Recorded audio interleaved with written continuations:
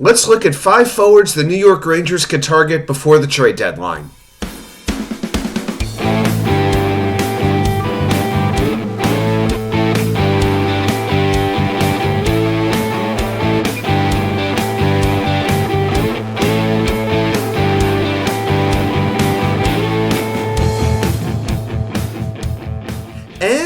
Well, welcome back to New York Sports WickerMedia. I'm WatchUK99. Thank you, as always, for taking the time to watch these videos. So I am coming to you today from a hotel room outside Dulles Airport, right near Washington, D.C., as opposed to the usual wicker chairs. So, yep, we're recording on the fly today, but I wanted to talk a little New York Rangers hockey. You know, this is about the most bipolar fan base that I think I'm in, and that's saying a lot. That is saying a lot. You know, when you're a Mets, Jets, Knicks, and Rangers fan, and you go ahead and call them the Rangers fan base maybe the craziest, you know, and I mean that with love, but I mean that, and I also mean that with a little bit of bewilderment, you know, because Rangers fans love to rip their team. They'll rip other Rangers fans for actually praising the team, and they'll rip outside fans who dare criticize anything about the Rangers. It's just like the more ripping, the better, right? But there is no doubt that the Rangers have fallen off significantly from their fantastic start to open the season, but over the last 2 months, they are not scoring at the same rate, the defense has not been quite as good, and the goaltending, let's be honest, has not been as good either. So where are they going to upgrade? Well, they're not changing anything with the goaltending, with Igor Shesterkin and Jonathan Quick.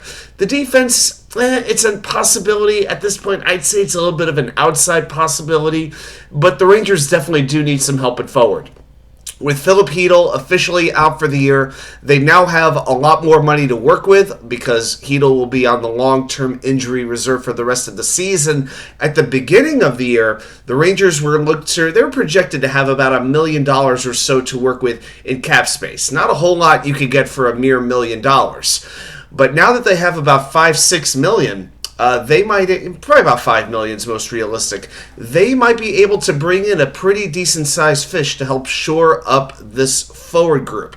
Now, they're going to need help at center, they might need help at right wing, so versatility would be nice, but I am going to talk today about a couple of centers and a couple of right wings. Now, the top 2 centers, perceived centers, are already off the market. Elias Lindholm to Vancouver, that was the Rangers' prime target. He went there for 3 players and 2 picks, including a first-round pick. So, like, the equivalent for the Rangers would have been like Capo Caco, Brennan Othman, a first and a third, and another spare minor leaguer for a player who's going to be a free agent at the end of the year.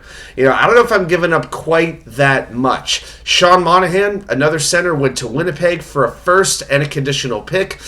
He'd been doing pretty well this year, 13 goals and 22 assists, but only 5 even strength goals. A lot of his production had come on the power play, and that was a bit of a red flag to me, you know, because he's not going to get a lot of power play time with this roster. The power play is doing very, very well. Rangers need more 5-on-5 scoring, and Monahan hadn't provided a ton of that, and of course the Rangers and Canadiens front offices do not like each other, so that was going to sort of hurt the possibilities of a deal.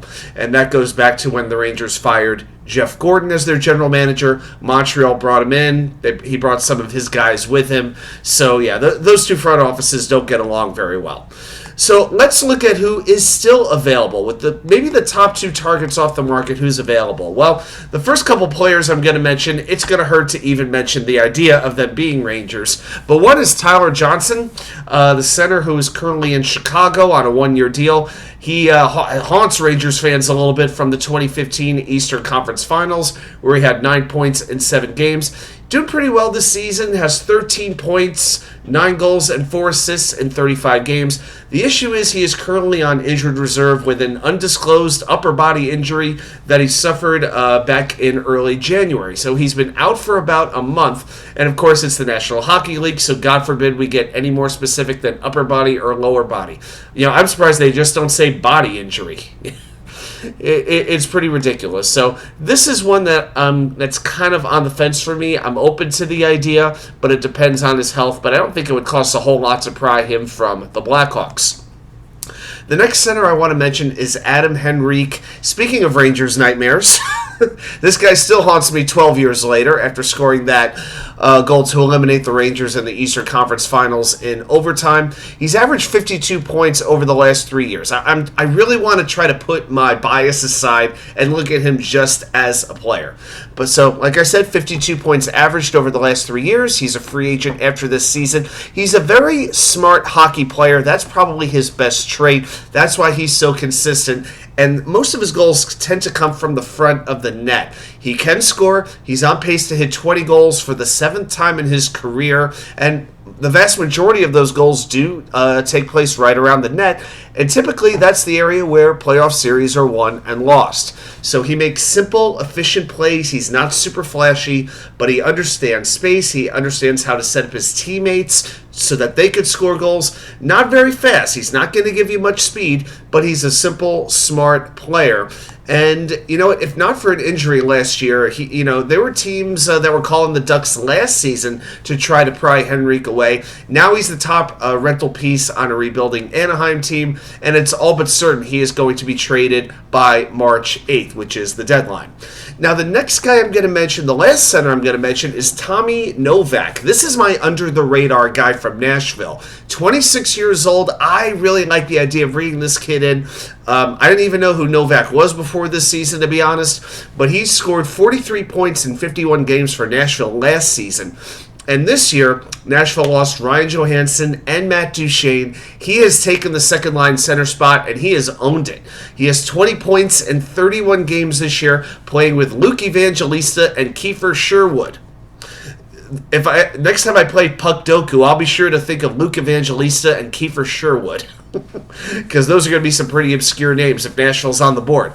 But the thing with Novak, he has a shoot-first mentality that would be very welcome on this Rangers team, plays very good defense as well, and he only has an $800,000 cap hit, and he's a free agent after this season.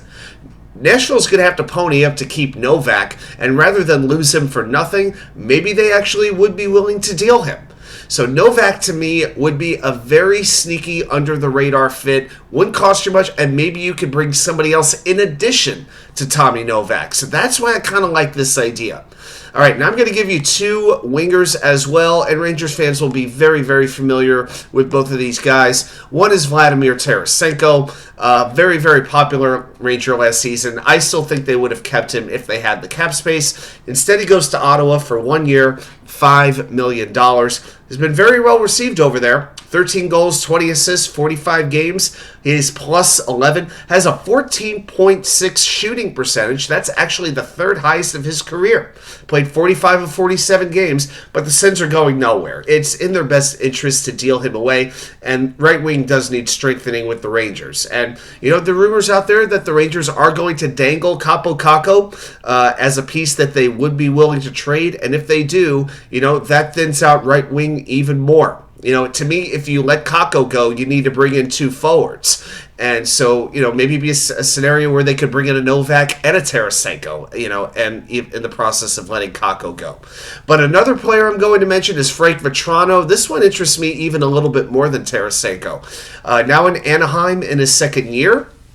He has that shooter's mentality, you know, recorded 8 goals and 5 assists in 22 games for the Rangers before posting 5 goals and 8 assists in the club's 20-game run to the Eastern Conference Finals. Plus, he played on the right side with Mika Zibanejad and Chris Kreider. It feels like this year, you know, the fit has never been quite right with Zibanejad and Kreider. They haven't had that third winger, you know, that third player on the right side to really round out that line. You know, it's like a foreign idea to ever bring Zibanejad and Kreider, but if they bring in Vatrano, that would definitely help this team. And Vatrano's now an all-star. He's going to turn 30 years old in March, has 1 year remaining after this on his contract with a cap hit of $3.65 million, more than reasonable.